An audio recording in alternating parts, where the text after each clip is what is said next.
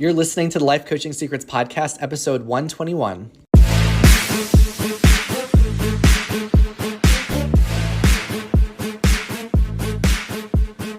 Did you know that life coaches are needed now more than ever? I'm Frank Macri, founder of Thriving Coach Academy. I've trained over 1,000 coaches and helped them launch their own successful coaching businesses. If you want to make an incredible income and impact as a coach and have a lot of fun doing it, I'll show you exactly how to get it done. This is Life Coaching Secrets. What's up, coaches? In this episode, I'm going to talk about how to actually enjoy your business. So here's the thing. When a lot of people jump into entrepreneurship, they do it for many reasons. And some of those reasons are you want to get out of a career that drains you, that limits you, that you feel exhausted in. But sometimes what happens is you get all excited, you become an entrepreneur, and you start building up your own business, and you realize that you are still feeling exhausted and drained and frustrated. So in this episode, I want to talk about how to enjoy your business, how to enjoy the process of even launching your business, starting it, building it, because it's possible to do that. And over the past decade of starting my own coaching business to now at the point where I train coaches, I have had a lot of fun in this journey in entrepreneurship. And sometimes I feel like it's a stereotype that people have when they hear that you have your own business. They think, oh my gosh, that must be so exhausting, or that sounds like a lot of work, or that sounds very stressful. And I can't help but disagree.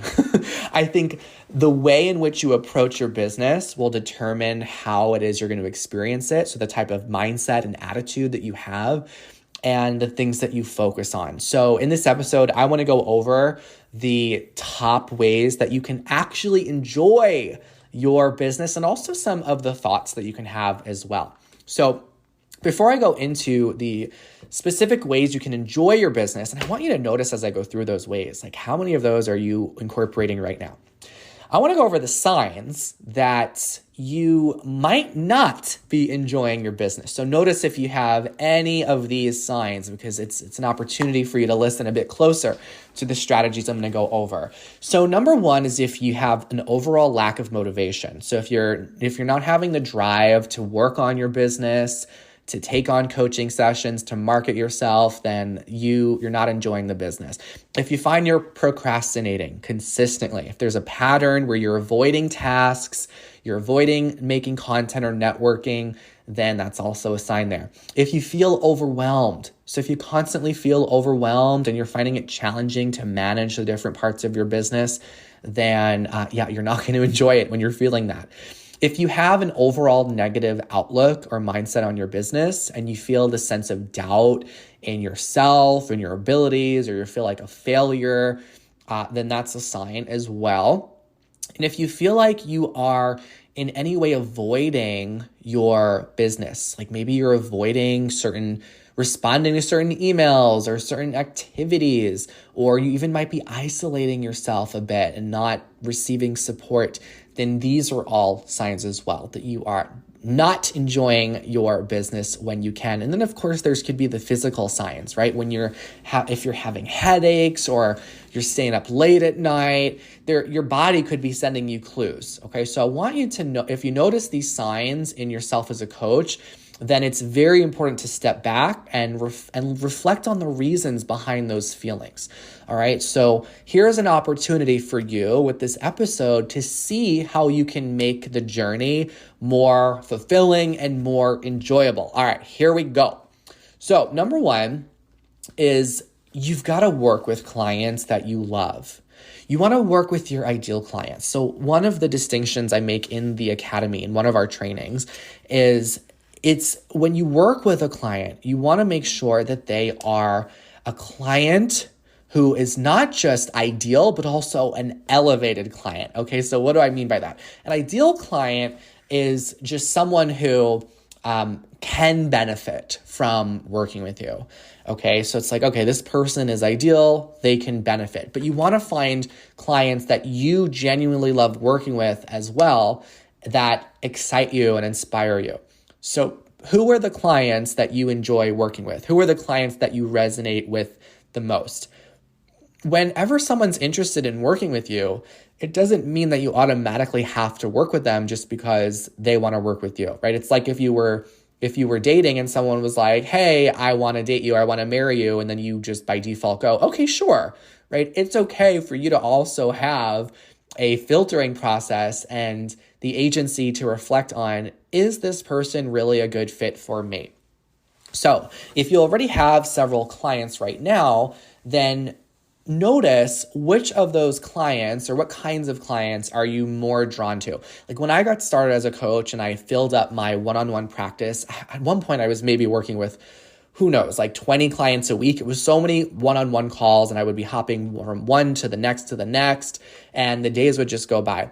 And I noticed that even though I loved coaching and I genuinely appreciated all of my clients, the way I would describe it is I noticed that my aura, my energy was brighter in certain sessions compared to others. So I started to study that process and I looked at, okay, what is it about those sessions where I feel a bit more energized, a bit brighter? What is it? And I noticed that there were certain themes, okay? So that leads me to my second tip in case you are not enjoying your business, for how to actually enjoy it, is by helping people on things that you are genuinely interested in. So this is like the other half of it, which is not just working with clients you love, but it's helping them on things that you're genuinely interested in. So when I reflected on my plenty of clients I had at that time, I noticed that I was not as excited when certain topics came up. Of course, I still supported them and coached them and cared about them getting results, but there were certain challenges where I was a bit more eager. I'm like, oh, this is fascinating. And it was generally around money and business and also relationship stuff too. I loved doing like relationship coaching. But I noticed for me, whenever health challenges came up with clients like, oh, I want coaching on how to lose weight, I was able to help them with that because the coaching process is the coaching process. You can apply it to any challenge. But I was like, oh, I was definitely more excited when I had clients that wanted support on relationships and also their finances and their businesses. So you want to notice what are the topics that brighten your aura and excite you. Because when you work with clients you love and you are helping them in topics that you're genuinely interested in, you're going to enjoy your coaching sessions a lot more. All right, so those are a couple of things on how to enjoy your business when it comes to doing the actual coaching itself. But I also want to talk about when it comes to the things outside of the coaching. So one example is marketing. This is an area where I hear a lot of coaches have a lot of exhaustion. And if you right now think about the idea of marketing yourself as a coach, what does it bring up for you? Like, I know for a lot of people, you're probably like, ugh, or you just like want to let out a groan. Like, oh, I love the coaching, but I'm not really interested in the marketing thing. That seems like the boring, stressful, hard part. And the coaching seems like the fun, exciting part. And believe me, if you were like this, you are not alone. I hear it all the time. I definitely felt like that when I got started. And I remember it was actually a friend of mine. She reframed it so well one day. She's like, marketing isn't something that you have to do as a coach. It's something that you get to do as a coach. And all of a sudden, all these light bulbs went off for me. I'm like, oh, what if I saw marketing as something that I get to do? Like, I have the privilege of doing it. I have the opportunity to do it. So you want to have fun and be creative in the ways that you market yourself as a coach. If you feel like your marketing is boring or it's such a process or it's just a thing you have to get through, then it's time for you to revisit what your marketing strategies are. So when you think about the ways you can market yourself, right, there's no one approach that you have to do. So you can do, what is it that excites you? Like if podcasting excites you, then do that. If the idea of having a podcast sounds very tiresome and exhausting for you, then don't make a podcast to grow your business. But what are the different ways that you can have fun while you're marketing yourself? So in previous chapters of my coaching business, before I was training coaches, I really just was not eager to be on Instagram posting about my business all day. Like that didn't excite me. I saw other coaches doing it and I'm like, okay, that's great for them. Obviously it works. But I was not interested in having to constantly take photos and edit photos and come up with captions and come up with hashtags and that whole thing. Now, I'm not saying that Instagram isn't effective. It's totally effective. But I believe that what makes something effective overall is not the strategy itself, but it's the way in which you approach the strategy. Okay, so what I mean by that is when you start applying a marketing strategy for your business, it's not going to work right away. It's very unlikely that that's going to happen. But if you have this attitude of, oh, well, this is boring anyway, I don't enjoy this, then you're more likely to give up before it gets good. Okay, you're more likely to stop right before you start getting those results. So you've got to create ways for you to have fun and enjoy the marketing process and be creative with it. So that way you see it through and you start to see results. Like I love podcasting. In case you haven't noticed, I've made over 100 podcasts on this show alone. So I enjoy it. Like I'm eager to outline episode ideas and come up with ways to go deeper. And I will sometimes spend months scripting and adjusting episodes before I finally publish them. But I love that process. And I love coming up with new ways to touch on topics I haven't touched on before or heard others touch on in the coaching industry. So podcasting happens to be something that I have a lot of fun doing to the point where it doesn't even feel like marketing. So you want to do those things that don't even feel like they're marketing for you because you just enjoy them.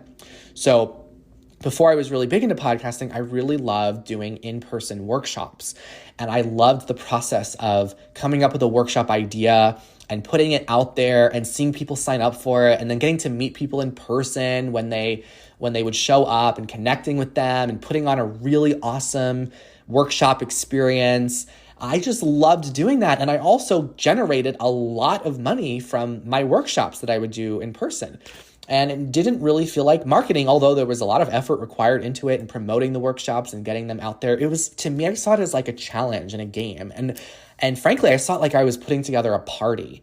Like, I want everyone to know about this. It's going to be so much fun. And even the workshops themselves, I'm not just going to stand in front of the room and lecture people for an hour. I want to really have them experience what I'm teaching. I want them to connect with it, collaborate with each other, and really put the spotlight on them instead of the spotlight being on me. So from the promotion part of it to the delivery part of it, it was fun throughout. Okay, so how can you have fun and be creative with your marketing? You want to see marketing as something that you can really innovate with and experiment with. So be open to trying different strategies and experimenting with different approaches that could keep the process fresh and exciting for you. Like maybe you've been doing something and it's kind of become monotonous for you, or the excitement was there and now it's gone. What would it look like for you to make your marketing fresh and exciting? Like what is it that you can try and do?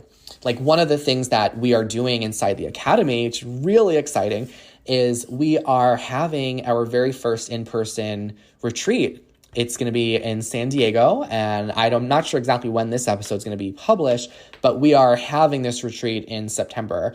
And it's going to be a weekend where a lot of our coaches are flying in from all over.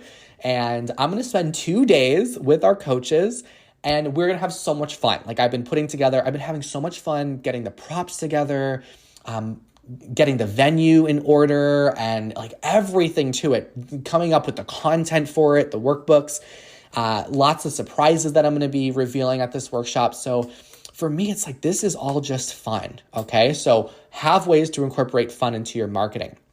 So that is the third tip. We went over the first one, which is working with clients you love. Second is helping people with things you're genuinely interested in. And then third is having fun and being creative with your marketing. So the number four way to enjoy your business is to immerse yourself in community and have mentorship, okay? So mentorship and community are wonderful ways for you to enjoy your business. You don't want to go at this alone. Any type of big venture in your life. Like I remember when I decided years ago I was going to move across the world to teach English in China.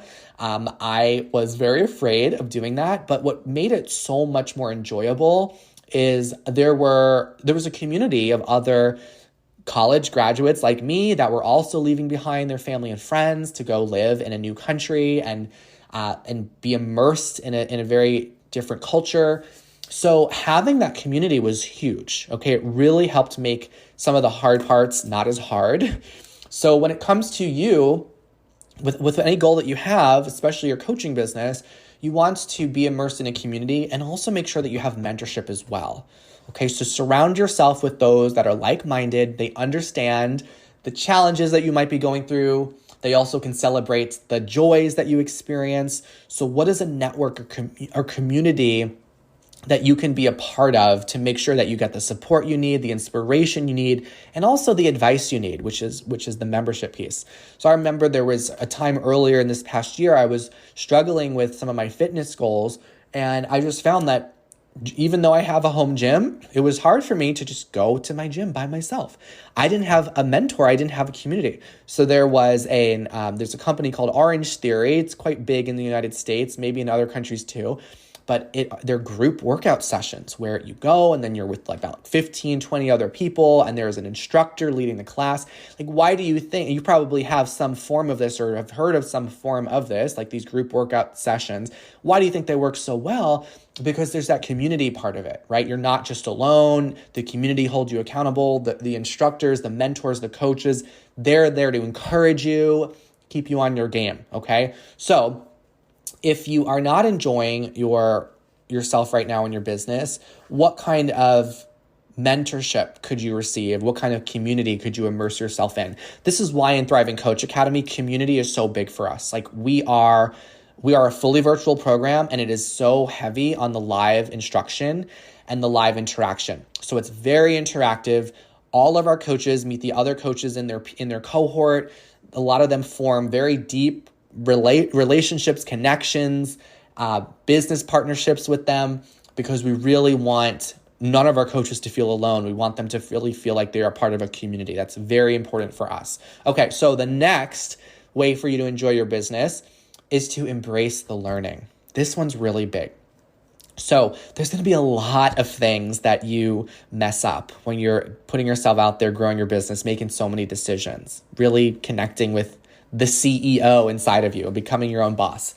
So you've got to really embrace the learning and have a growth mindset where you are seeing all of the things that don't work out. You're seeing them as lessons. You are looking for the opportunities to learn and grow. The more that you can embrace the learning, the more fun you're going to have, the less you're going to beat yourself up. Like I was talking to one of our coaches. We have a weekly client magnet call where our coaches can get any kind of question answered with their business. They can get mentorship. They can even have tech related questions answered and support with their business.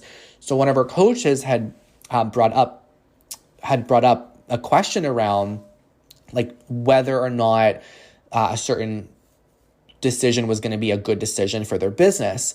And it was really awesome to explore that concern with this coach, because they realize that as long as they decide that they're going to learn and grow, you always are making the right decision, right? There's no failing when you are able to learn and grow. Okay. I think there's like a quote, like you can never fail. You can only win or you can learn. So I love that quote. You can only win or you can learn. So you want to make sure you have this perspective with your business, knowing that everything that you do, it's going to lead to some kind of lesson. I think of it like, some people, I never got my MBA, and you don't need to have an MBA to start a business or be successful. But I think of running a business, it's like having a real life MBA that you are earning as you go.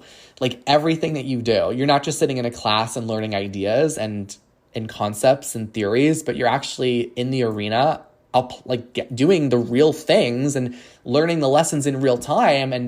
And I think like that's an even more exciting way to learn when you're just in the process of actually doing it. So I always think of it like, oh, okay, so if I spend money on this and it doesn't yield the result I have, well, it's just like if I were to have, like the example I gave this coach is years ago, I'd spent a few $1,000s to hire an ads agency, and I didn't really know much about them at the time. They did not yield results for my business. Having Facebook ads just didn't lead to anything. And I was a bit bummed because I'm like, oh, I spent thousands of dollars on this agency and on these ads, and I could be really bummed about that. Or I could just see it as, oh, I just basically learned how Facebook ads work. I could just see it as like, if I were getting an MBA and they were giving a class on online Facebook advertising, boom, okay, I just completed that class and I got real-time learnings and lessons on that. So that's just one example, how you embrace the learning and don't beat yourself up and worry about the failures. You're just going to learn so much. All right, the next way to enjoy your business is to consider delegating some tasks. All right, if you are newer in entrepreneurship, even as entrepreneurs mature, you sometimes still take on tasks that you really don't need to be doing. They're better off delegated, those more administrative tasks. If you are wanting to learn more about how to do that, I have an episode on this podcast called How to Delegate as an Entrepreneur. How to delegate as an entrepreneur. So you want to think about what are the tasks that are yielding you the biggest results in your business? What are the tasks that really need you in order to implement them, and which ones don't? Because any tasks that don't really yield you large results, and also you could just easily have someone else do them, then you want to delegate those. Just delegating a handful of tasks could free up a lot of your time, give you a lot more energy back, and allow you to focus on the things in your business that actually bring you the most joy, okay?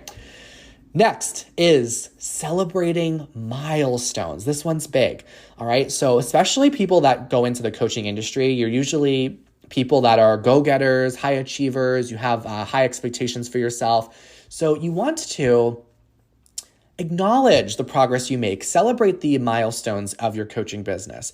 Find ways for you to treat yourself as you go through those special moments. And they can even be small milestones as well, because there's always a higher goal that you can stretch for and strive to get to. But it becomes more draining when you don't have ways to acknowledge yourself as you go.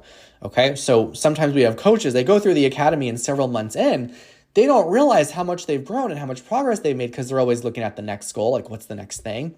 And we have moments where we're like, wait a second, what can you acknowledge yourself for? So that's a question to ask yourself right now. What can you acknowledge yourself for thus far? Like, what progress have you made?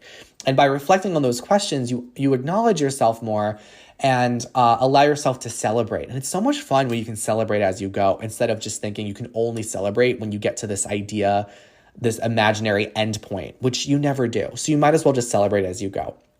And then the final strategy I will offer you to enjoy your business is to express gratitude for the journey. So you want to take a moment and acknowledge and appreciate the positive aspects of your coaching business and make it a practice to have gratitude for that. So early on in your business, you might think that there's very little to be grateful for, because you might think, well, I haven't made a lot of money yet, so this sucks. I've heard a lot of you say this. So you want to cultivate gratitude for the little things that keep you joyful. And the wild thing is that when you're gratitude for those little things, it actually opens you up to receive the bigger things, okay? Because you honor the process more. So I'm going to give you a few things to be grateful for. First of all, being grateful for the opportunity. Okay, being grateful for the opportunity to pursue your passion and start your own coaching business, that is amazing. Not everyone gets the chance to do what they love. So simply being grateful for the opportunity. Being grateful for your first clients. Okay, so celebrate and be thankful for those first few clients who believe in your abilities. They've entrusted you with their personal growth. Being so tremendously grateful for them. Like I still to this day remember my very first paying client. I remember the very first woman who came to a workshop I was doing, and I am so grateful for them. They were like, that's where it all started. So I'm very grateful for that. You want to be grateful for those first clients instead of just thinking, oh, I need more. You want to be grateful for the learning. So see every coaching session and interaction as a learning experience, as a way for you to improve your coaching skills, rather than just beating yourself up and going, oh, well, I didn't do well in that session. Be grateful that you are learning every single time. Also be grateful for positive feedback. So whenever you get positive feedback and testimonials from your clients or your mentors, that is a sign that you're making a positive impact, and you want to receive that with gratitude. Okay. Be grateful for the resources that you have, whether it's free resources or webinars or books or podcasts like this. Be grateful for the learning materials that you are accessing that are helping you grow as a coach. Be grateful for your community. So any kind of connections you make within the coaching community, the encouragement, the camaraderie, the insights, being grateful to have the ability to connect with a community is huge. Okay, so these are some things for you to be grateful for. This is an amazing way for you to really savor those little blessings and create a foundation of positivity that's going to help you in your coaching journey in the long run. And I want to end this episode with some overall beliefs that you can have and you can try on, some empowering thoughts to make this journey enjoyable, exciting, and fun, and really put together everything that we've talked about.